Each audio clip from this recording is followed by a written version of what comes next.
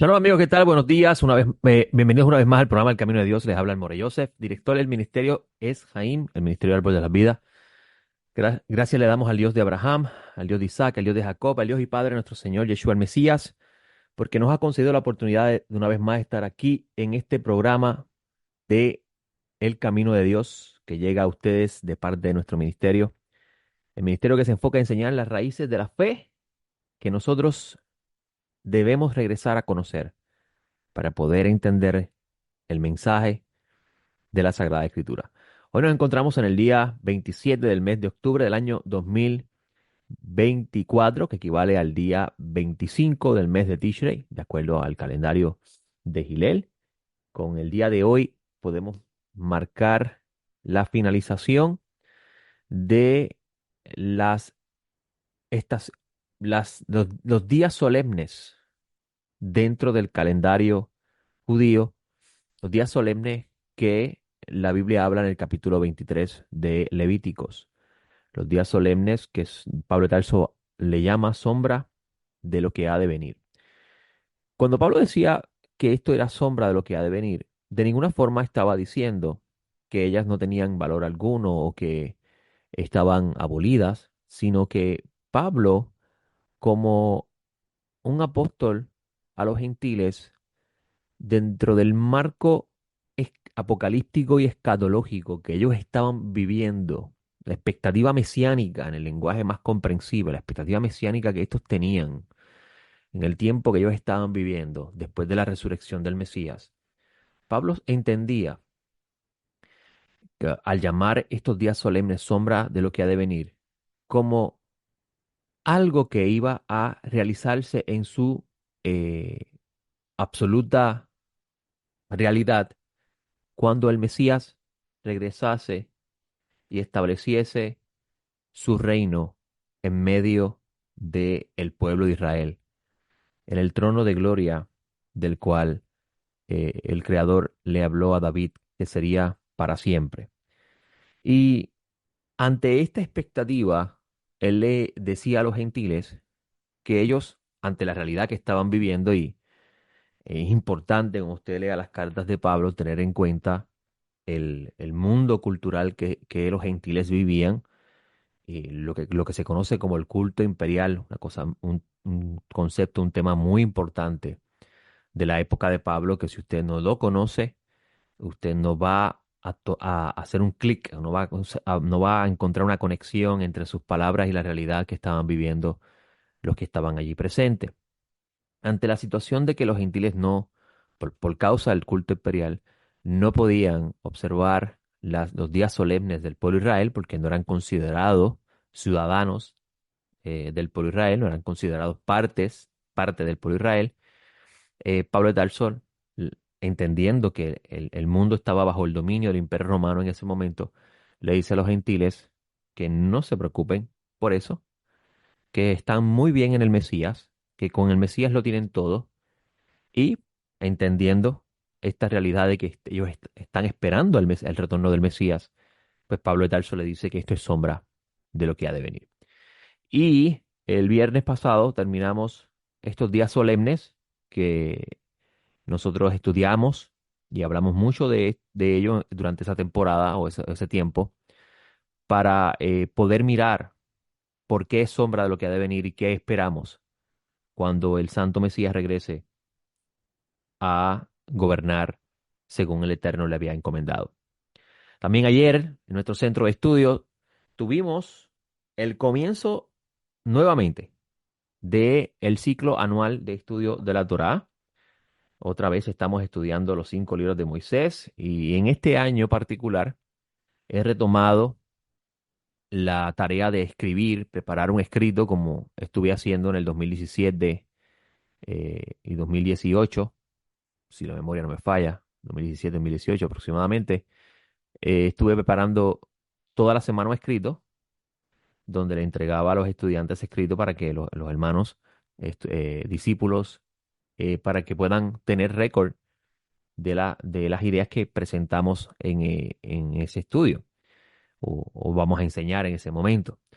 Y ayer retomamos esa tarea, pero esta vez con el sentido de poder eh, mantener un récord de todas las ideas que he podido estudiar a lo largo de los 12 años que llevo en este camino, que le doy gracias al Eterno por ello. Y la sección de ayer era la sección Bereshit, la sección titulada Bereshit, que se traduce como en el principio. Y esta marca Génesis 1:1 al 6:8. Y en los profetas leímos Isaías 42:5 al 43:10. En los escritos nazarenos leímos Juan 1:1 al 17. Y preparamos una lectura, un escrito, donde sincronizamos, analizamos las palabras de el Evangelio de Juan, el libro de Juan, el capítulo 1 de Juan, con el capítulo 1 de Génesis.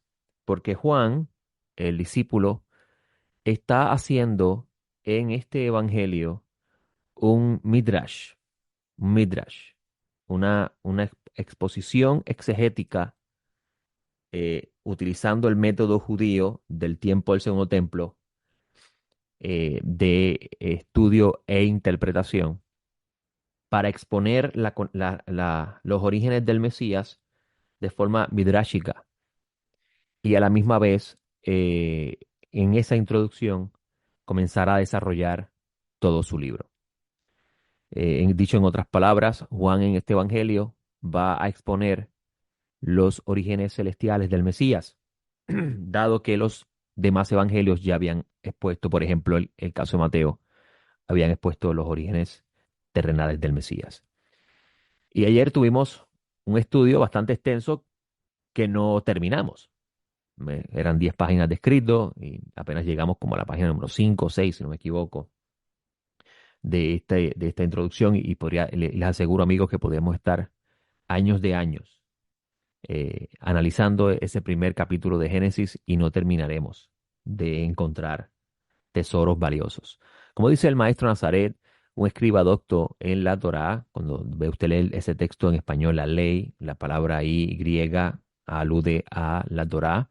Un escriba docto en la Torá extrae de ella cosas nuevas y cosas viejas. Quiere decir que cualquier persona que le diga a usted, no, ya yo leí toda la Biblia y la entiendo, esa persona le está faltando a la realidad de los grandes tesoros que contienen estos libros sagrados que han sido ocultos por parte del Eterno y son revelados a aquellos que andan en sus caminos. Pero vamos a hablar un poco de lo que tenemos para hoy después de esta introducción. Ayer estuvimos hablando del principio de la creación y estuvimos relacionándolo con el Evangelio de Juan, donde Juan presenta al Mesías como el principio de la creación. Incluso si usted va al libro de Revelaciones, capítulo 16, versículo 5, perdón, capítulo 16 no, eso es otro texto. Si usted va al libro de Revelaciones, capítulo 4, capítulo 3, perdón, capítulo 3, versículo 14, usted va a encontrar un texto muy interesante que muchos de nosotros pasamos por alto y más cuando desconocemos el trasfondo del pensamiento del mundo segundo templo, que es sumamente importante a la hora de estudiar las escrituras. El mundo del segundo templo, que es el mundo del retorno del exilio de Babilonia, amigos, es el mundo de la reinterpretación de la escritura, donde comienza a nacer el proceso de la reinterpretación de la escritura. Esto toma mucha fuerza a partir del gobierno de los hasmoneos. Si usted no sabe esa historia, es importante que usted la estudie. Si usted no ha leído sobre esa historia, hay un libro de alta propaganda hasmonea que usted no tiene en su Biblia, si usted tiene una Biblia protestante, porque se consideró no inspirado, pero si usted tiene una Biblia católica, usted lo va a encontrar, y es Primera y Segunda de Macabeos.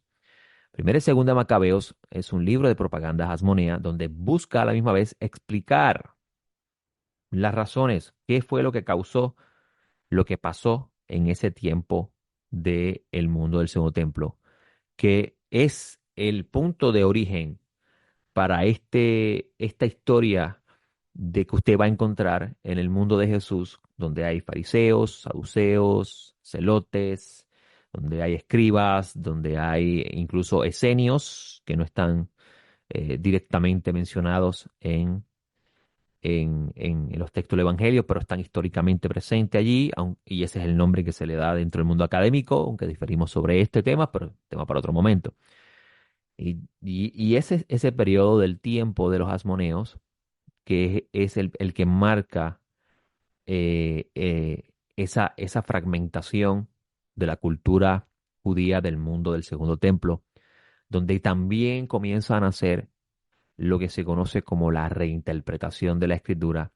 Y evidencia de esto usted lo va a encontrar, por ejemplo, en la literatura que se descubrió en los rollos del Mal Muerto, donde hay escritos cercanos a esa época, pertenecientes incluso a la época en sí, donde texto de los antiguos profetas se le estaba dando una nueva comprensión. Con esto comienza también a nacer los apocalipsis.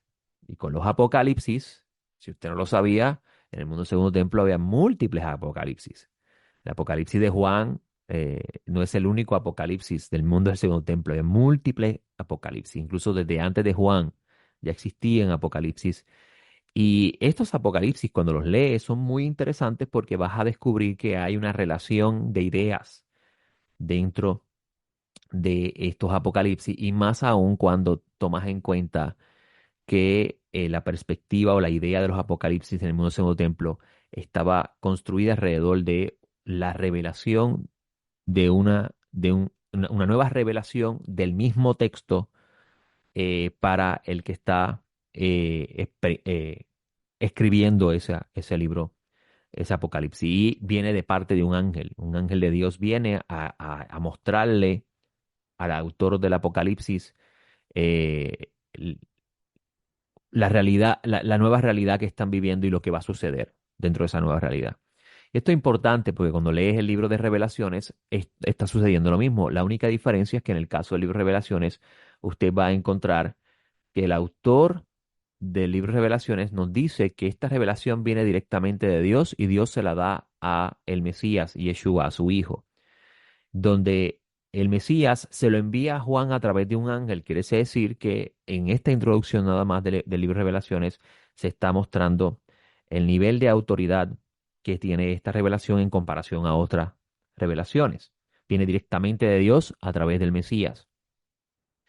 Y le menciono esto porque en el caso del libro de Revelaciones, que es un apocalipsis que pertenece al mundo del Segundo Templo, con respecto a los orígenes del Mesías, que es un tema muy debatido en el mundo del Segundo Templo, no había uniformidad, amigos que me están escuchando, no había uniformidad con respecto a qué habría de ser el Mesías.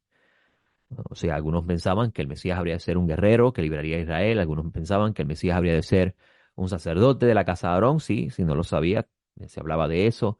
Algunos decían que el Mesías habría de ser una persona que sufriría por los pecados de Israel. Algunos decían que el Mesías habría de ser un descendiente de la casa de David, nacería del origen de David. Algunos inclusive decían que el Mesías habría de ser la encarnación de Melquisedec, la encarnación del Melquisedec. Y esto usted lo va a encontrar en el libro en los rollos del mal muerto, donde hay un rollo que se conoce en el mundo académico como el rollo de Melquisedec. Y esto en nada, una nota bien importante, esto en nada con respecto a la idea del Mesías el Melquisedec, en nada está relacionado a lo que habla el autor de Hebreos. En la carta a los Hebreos no dice que el Mesías es Melquisedec, sino que el Mesías tendría un sacerdocio como lo tuvo Melquisedec, que no es un sacerdocio por linaje de sangre y carne como lo era el de Aarón. Dos cosas diferentes, dos temas muy diferentes, no se pueden relacionar. Pero es importante conocer estas cosas porque si usted no las conoce, usted no va a entender por qué los evangelios hablan del Mesías de la forma que hablan y por qué ellos nos hablan, enfatizan mucho en la resurrección del Mesías como la confirmación de que Él es y no habrá otro Mesías.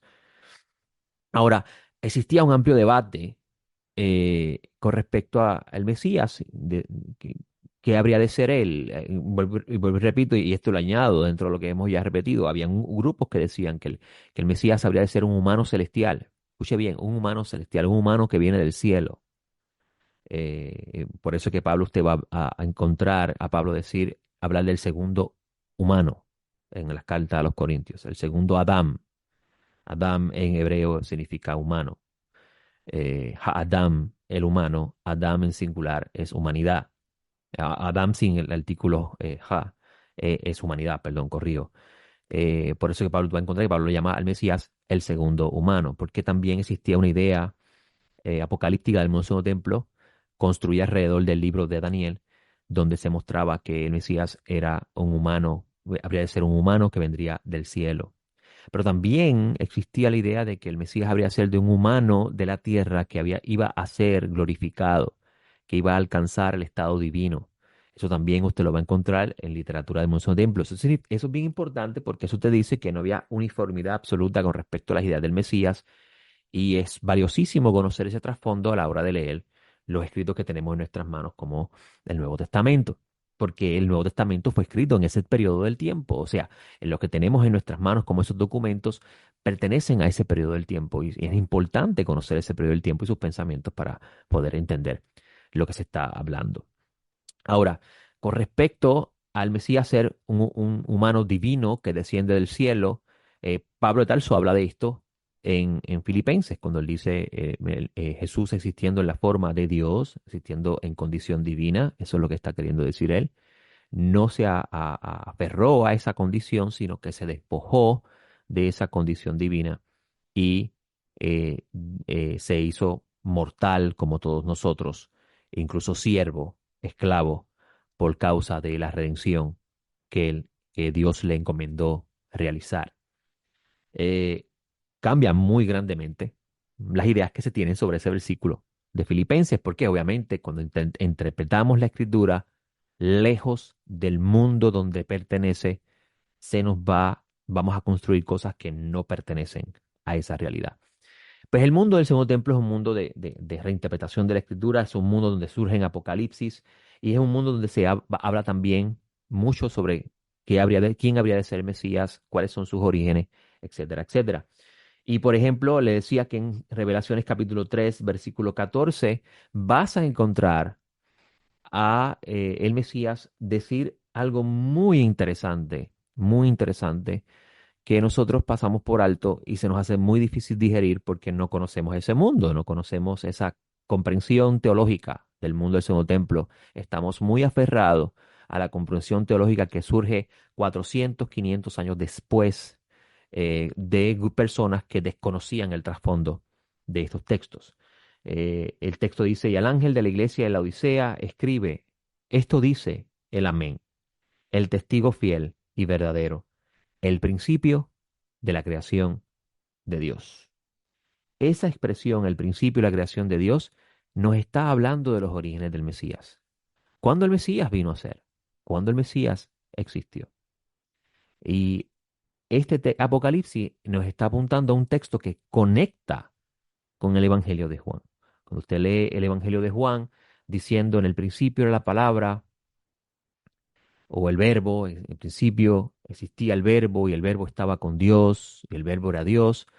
La palabra principio ahí, erge, es la misma palabra que utiliza la Septuaginta en el primer versículo de Génesis. La Septuaginta comienza diciendo arge, principio, para referirse al proceso de la creación.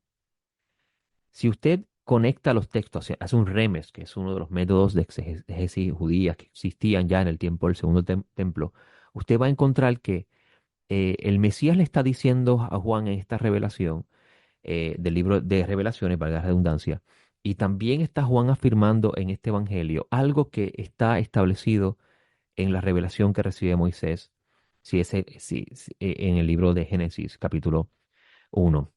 Y es que el Mesías es el Reshit de la creación. El Reshit de la creación. La palabra hebrea Reshit significa el principio de la creación. Ahora, este término es muy difícil para nosotros en nuestro idioma, porque cuando nosotros hablamos de principio, nosotros incluso la palabra hebrea, bara, Bereshit bara, dice el texto en hebreo, Bereshit bara Elohim et hashamayim et haaretz.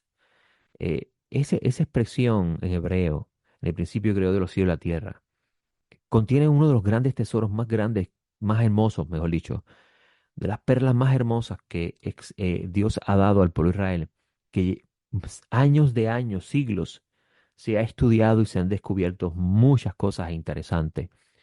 Eh, y en esta expresión están los orígenes del Mesías. Y cuando nosotros leemos en español, cuando usted escucha en español ciertas palabras, basado en el trasfondo y la comprensión que tenemos de esas palabras, se nos hace muy difícil digerir la explicación que una persona le pueda dar con respecto a este versículo.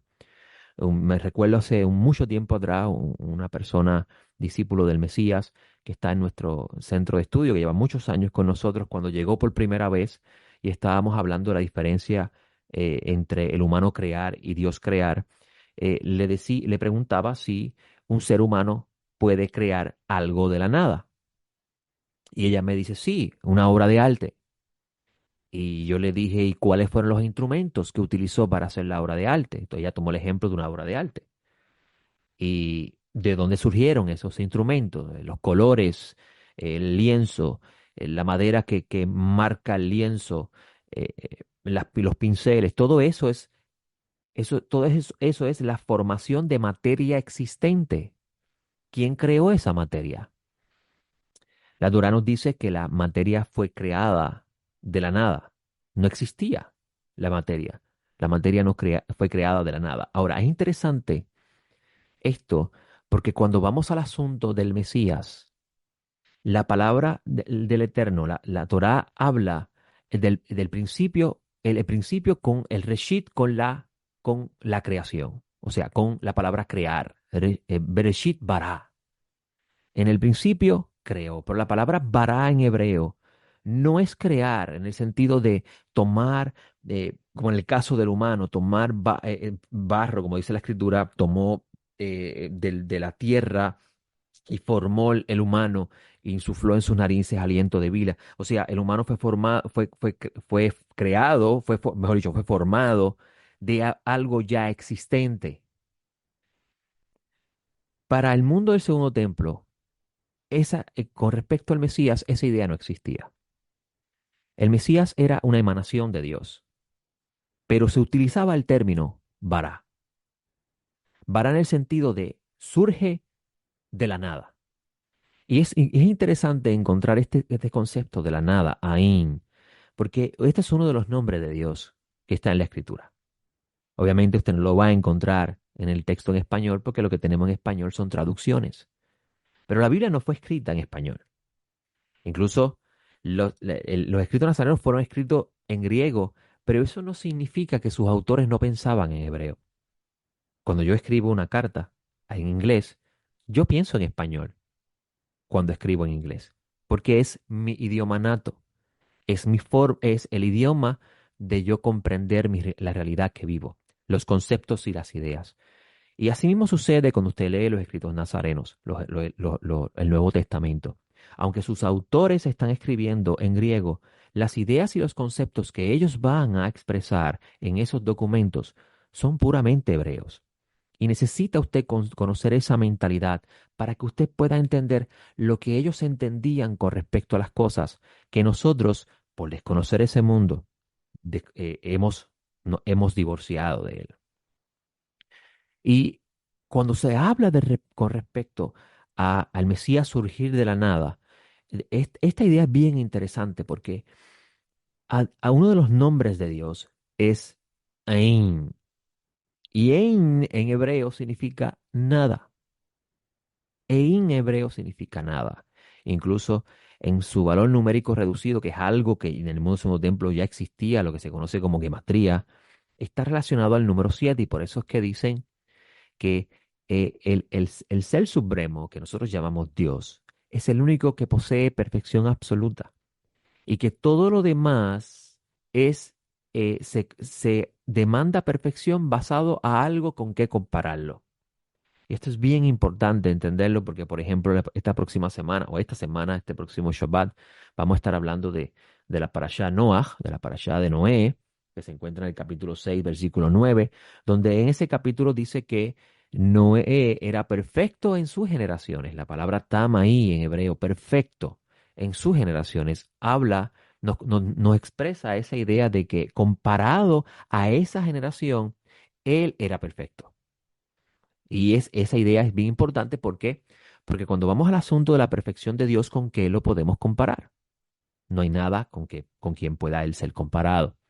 Por tanto, Él es la perfección absoluta en todo sentido de la palabra. Y por eso es que el número 7 está vinculado a esta palabra ahí. Pero es interesante la idea de nada, en el sentido de qué es Dios. ¿Cómo explicamos la idea de Dios? Y incluso la propia la Biblia nos enseña que lo que encontramos con respecto a Dios es lo que Él ha revelado de Dios. Y entonces la Escritura nos habla al principio de el Dios escondido y el Dios revelado. Por eso el título del estudio que preparé ayer se llamaba El día que Dios reveló a Dios. Entonces, esta expresión Dios en español, este título Dios o este nombre Dios, lo estamos usando en español para poder hablar de cosas que si no utilizáramos idioma humano jamás podríamos comprender. Se nos haría imposible comprenderlo. Aún utilizando el lenguaje humano, muchos seres humanos confunden lo que se está hablando y piensan cosas que no son. Yo conozco personas que piensan que Dios es un viejito con con barba blanca. Porque, por ejemplo, ven en el libro de Daniel a un anciano de días y se imaginan a Dios anciano. Pero esto, cuando usted estudia el mundo de las profecías y cómo el profeta contempla esa visión que está teniendo y cómo se forman esas imágenes ante sus ojos, y esas imágenes son producto de palabras, muy importante ese concepto para entender la relación que tiene esto con el Mesías, usted va a entender algo muy diferente a lo que uno pensaba con respecto a Dios. Y cuando hablamos de este ser maravilloso, incomprensible, solamente podemos hablar lo que Él ha revelado de sí, lo que salió de Él y es conocido ante la creación y conocido entre los seres humanos que han leído los libros sagrados que tenemos en nuestras manos, como la Biblia. Y cuando vamos al prólogo de Juan, Juan está diciendo que esta expresión de Dios, esto que salió de Dios, del misterio Bereshit bara Elohim, estaba, ya estaba dentro de Dios, o sea, existía en Dios. Esto es bien importante. ¿Por qué? Porque a diferencia de las cosas creadas que surgen también de la nada, la diferencia que hay entre ambos está en el espacio vacío que el Eterno hace en sí mismo para poder de la nada comenzar a crear. Incluso la ciencia moderna, los científicos están hablando de la materia oscura, el famoso dark matter, que es la materia que existió para crear todo lo que existe. Y usted va a encontrar científicos judíos mucho tiempo antes diciendo que Dios hizo un vacío en sí mismo y dentro de ese vacío comenzó a formar, a crear las cosas que tenemos hoy a partir de la luz que salió de él. Y esa luz se llama Ein Sof Aur, la luz de la nada.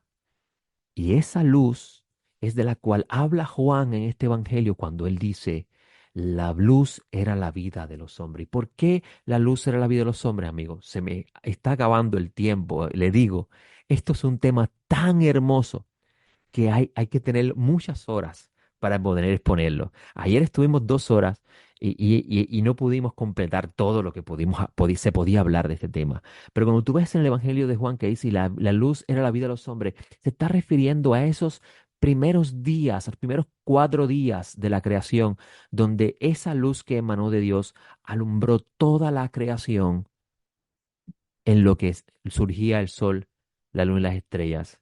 Y luego esa luz se escondió.